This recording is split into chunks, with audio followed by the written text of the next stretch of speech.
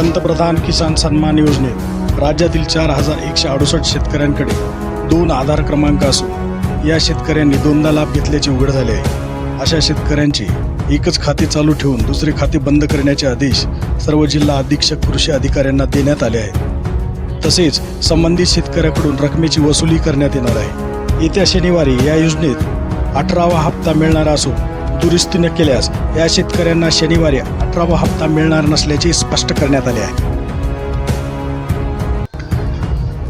मुख्यमंत्री माझी लाडकी बहीण योजनेत ऑगस्ट अखेरपर्यंत जिल्ह्यात चक्क 6 पुरुषांनी अर्ज भरले। जिल्हा प्रशासनाने नोटीस बजावल्यानंतर त्यापैकी 4घांनी 3 महिन्याचे लाटलेले पैसे 4500 रुपये प्रमाणे 9000 रुपये 1 ऑक्टोबर रोजी धनादेशाद्वारे जिल्हा महिला बालविकास अधिकारी कार्यालयाकडे परत केले असून उर्वरित 4घांनी लाडका भाऊ म्हणून चुकीने अर्ज भरल्याचा खुलासा सादर केला आहे। शाश्वत शेतीला प्रोत्साहन देण्यासाठी व अन्न सुरक्षा निश्चित करण्यासाठी केंद्रीय मंत्रिमंडळाने 1 लाख कोटी रुपयाच्या 2 कृषी योजनांना मंजुरी दिली आहे। प्रधानमंत्री राष्ट्रीय कृषी विकास योजना व कृषोन्नती योजना अशी त्याची नावे आहेत। त्यासोबत खाद्यतेल तेलबियांमध्ये भारताला आत्मनिर्भर बनविण्याच्या उद्देशाने खाद्यतेल तेलबियांच्या राष्ट्रीय मिशनसाठी 10,103 कोटीची तरतूद केली आहे। छत्रपती संभाजीनगर येथील रुग्णालयातून डिस्चार्ज मिळाल्यानंतर मराठा आरक्षण आंदोलनाचे नेते मनोज जरांगे पाटील यांची गुरुवारी अंतरवाली सराटी गावात आगमन झाले। त्यावेळी महिलांनी औक्षण करून जरांगे पाटील यांचे स्वागत केले।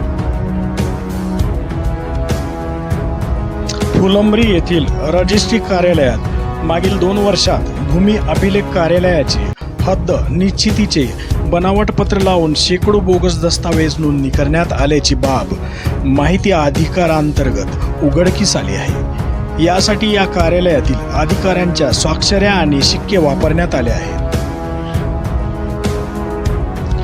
आता या प्रकरणात कधी कारवाई होते याकडे नागरिकांचे लक्ष लागलेले आहे। प्रकाश आंबेडकरांनी रिपाईचे नेतृत्व करावे, रामदास आठवले।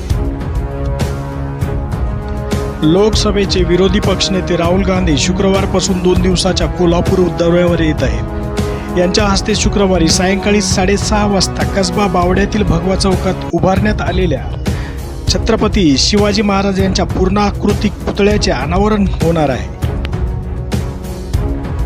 महाराष्ट्र राज्य माध्यमिक व उच्च माध्यमिक शिक्षण मंडळामार्फत घेण्यात येणाऱ्या इयत्ता 10वी फेब्रुवारी-मार्च 2025 परीक्षेसाठी विद्यार्थ्याची आवेदनपत्रे भरण्यास येत्या सोमवार दिनांक 7 ऑक्टोबरपासून सुरुवात होणार आहे। शाळांना येत्या 5 नोव्हेंबर निमित्त शुल्कासह अर्ज भरता येणार आहे।